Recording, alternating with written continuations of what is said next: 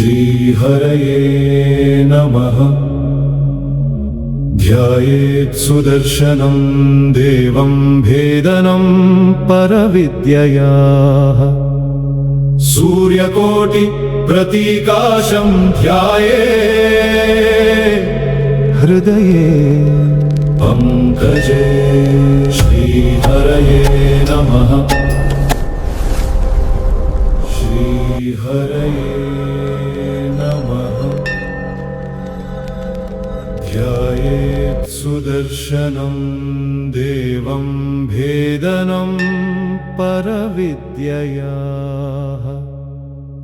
सूर्यकोटि प्रतीकाशं ध्यायेत्